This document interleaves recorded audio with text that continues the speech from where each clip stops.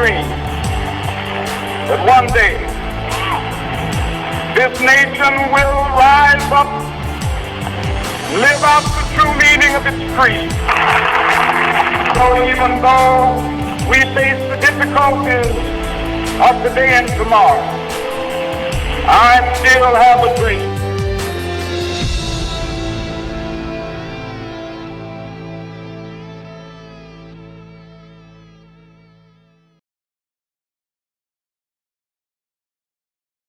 For a number of years, the Negro passengers on the city bus lines of Montgomery have been humiliated, intimidated, and faced threats on this bus line.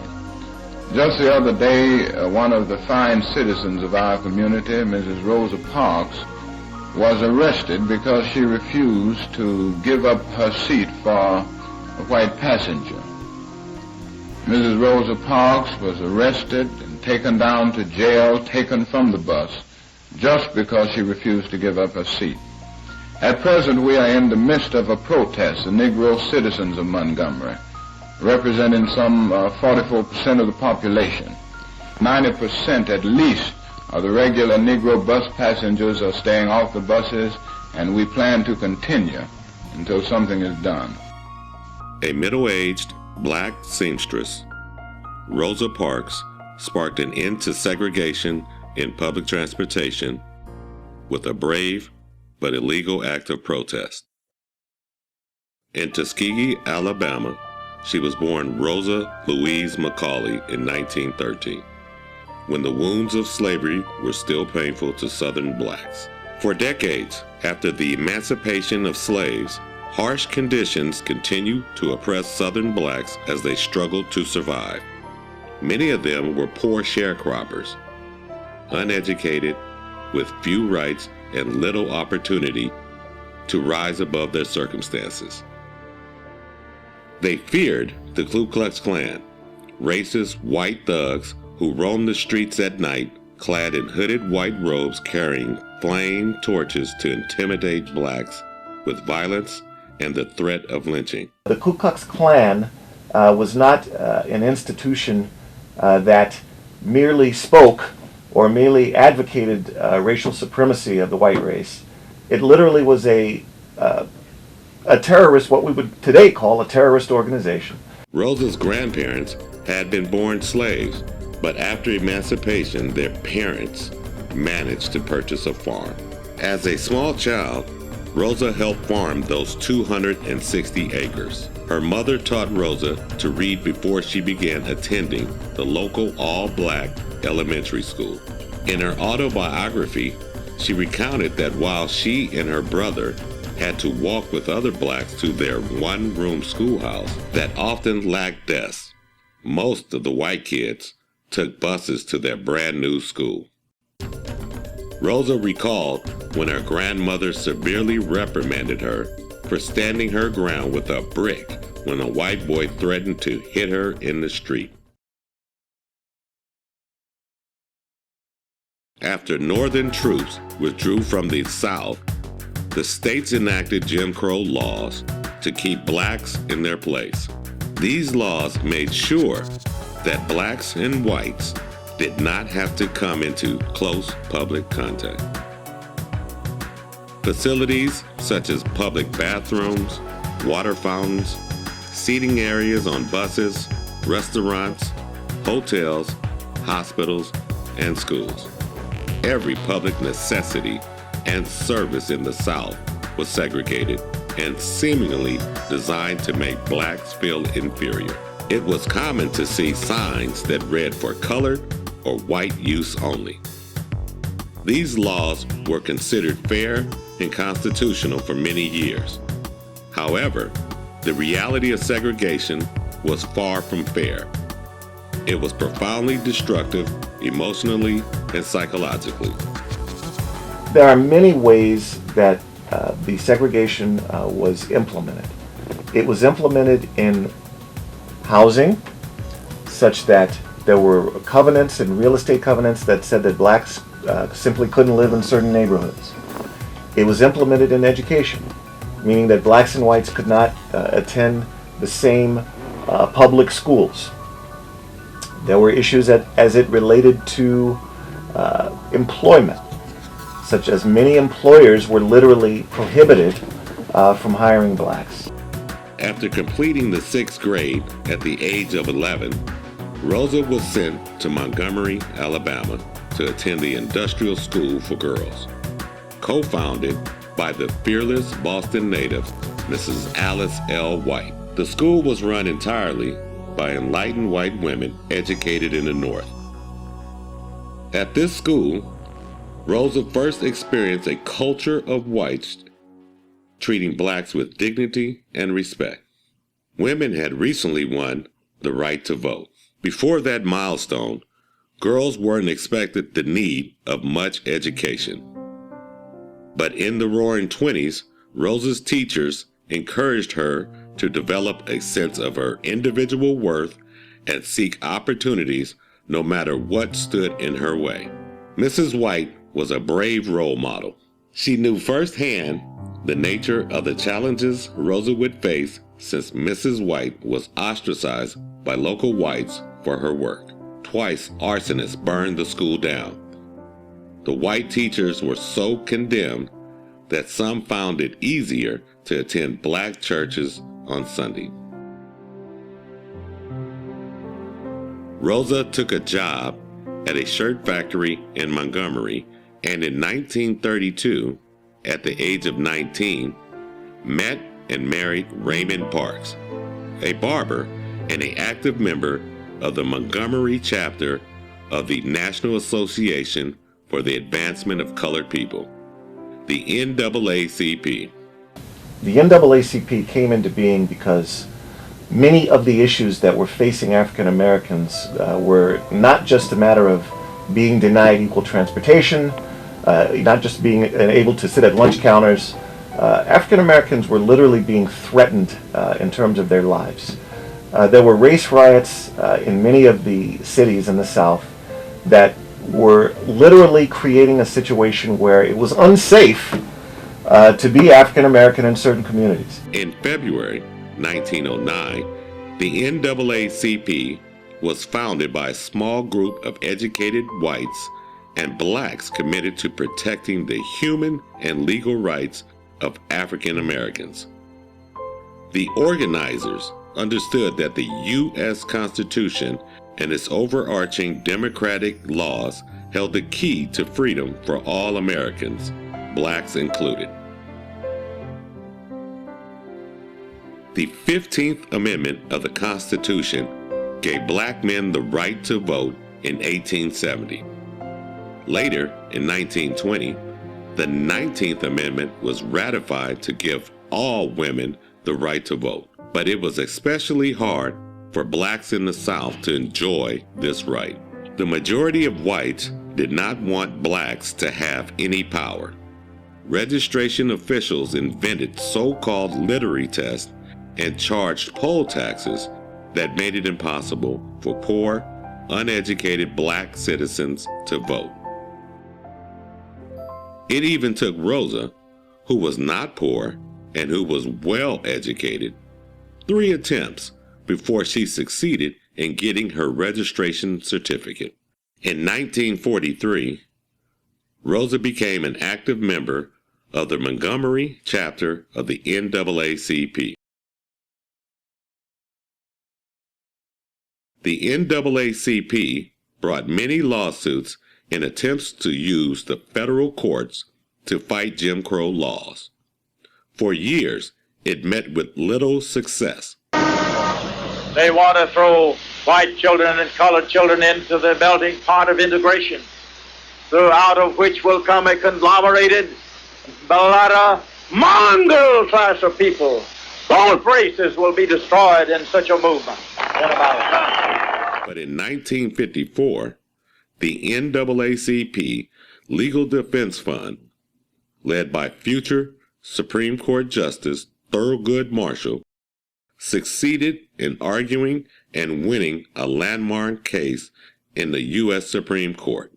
Brown versus Board of Education brought the hammer down on segregation.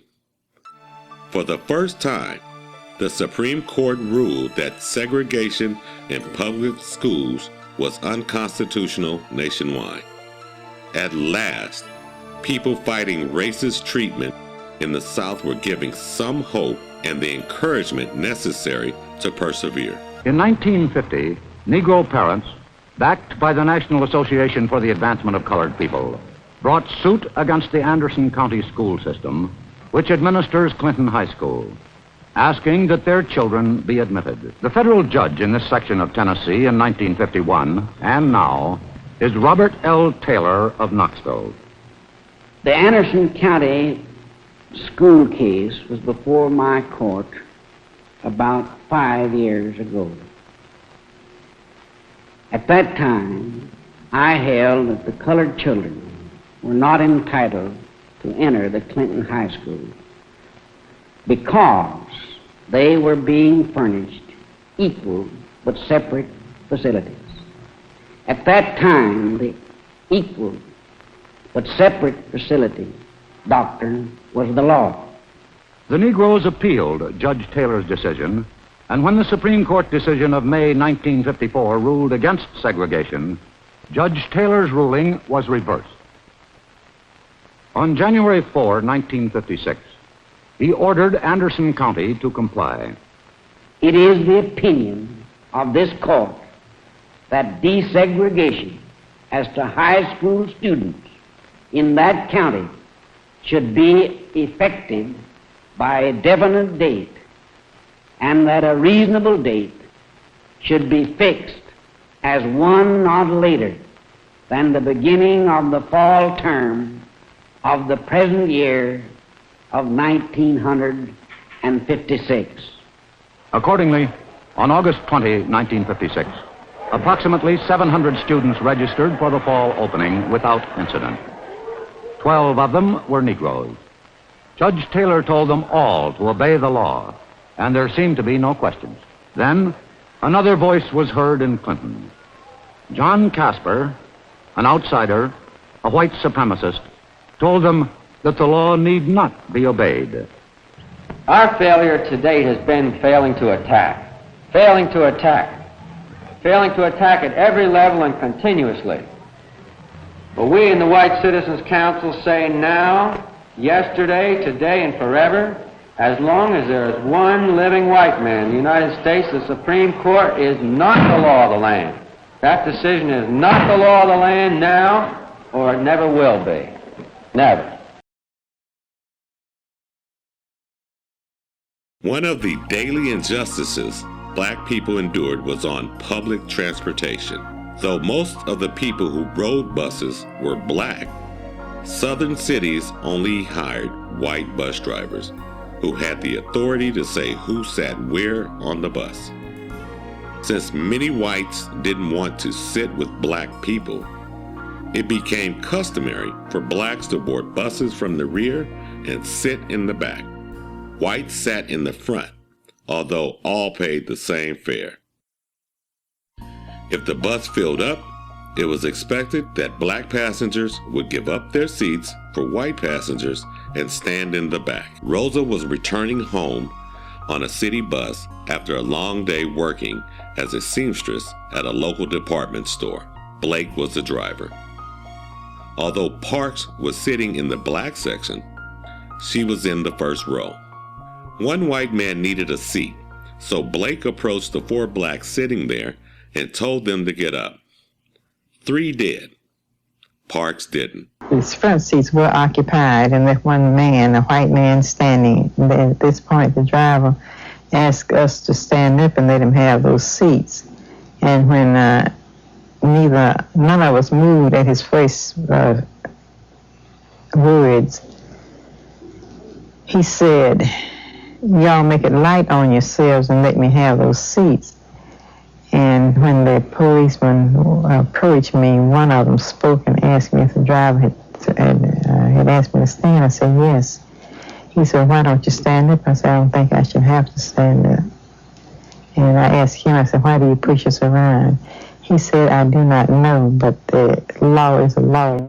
Yet again, she found herself confronting the mean and ugly face of segregation. On that day, December 1st, 1955, Rosa Parks was arrested. After she was arrested, the black leaders at the time, spearheaded by Martin Luther King, said, why don't we just stop riding these buses altogether?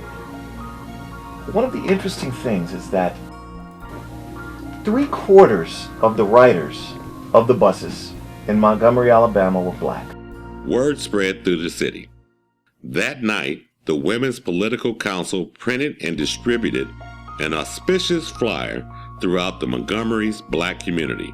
It began, another woman has been arrested and thrown in jail because she refused to get up out of her seat on a bus for a white person to sit down. This has to be stopped. Negroes have rights too, for if Negroes did not ride the buses, they could not operate. This woman's case will come up on Monday. We are, therefore, asking every Negro to stay off the buses Monday in protest of the arrest and trial. Don't ride the buses to work, to town, to school, or anywhere on Monday. Many tired people were about to be raised up and energized by Rosa Parks' simple refusal to give her seat. After posting bail the day of her arrest, on December 5th, 1955, Rosa Parks showed in court again for trial. That day, city buses drove their routes practically empty. People carpooled or just walked to work. Parks was found guilty of breaking the law and fined.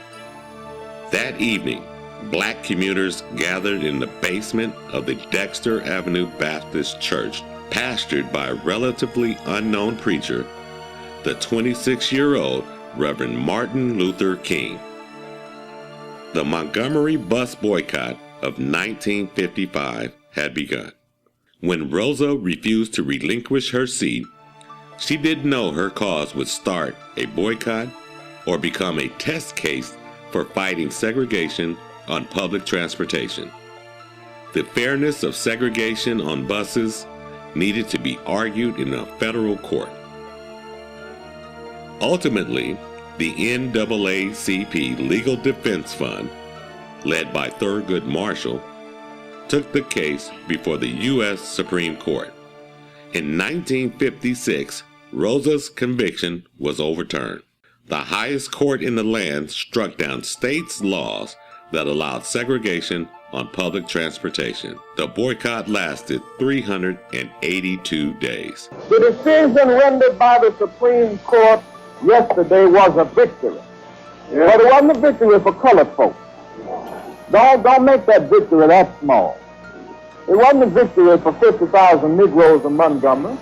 It wasn't merely a victory for 16 million Negroes of America. That was a victory for justice and goodwill.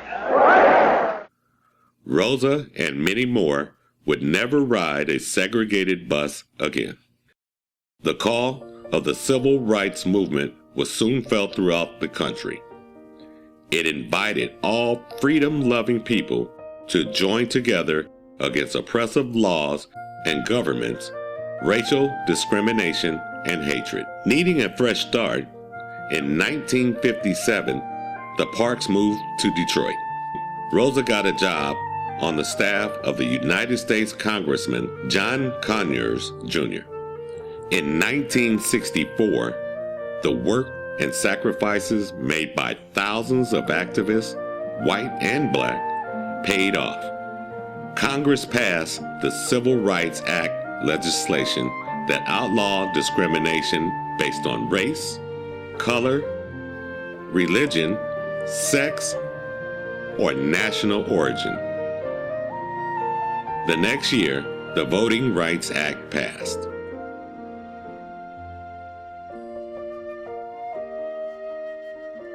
In recognition of her service, she won many awards, including the Presidential Medal of Freedom presented to her by President Clinton in 1996. In 1999, she was awarded the Congressional Gold Medal. October 24, 2005, Rosa Parks died at the age of 92. She was the first and only woman to have her casket placed in the rotunda of the United States Capitol, an honor usually reserved for U.S. presidents. For 2 days, the public was invited to pay respects to a woman whose courage and belief in herself inspired a nation to change. Today, all citizens enjoy the freedom to register and to vote without fear. There are no more racist signs on public facilities.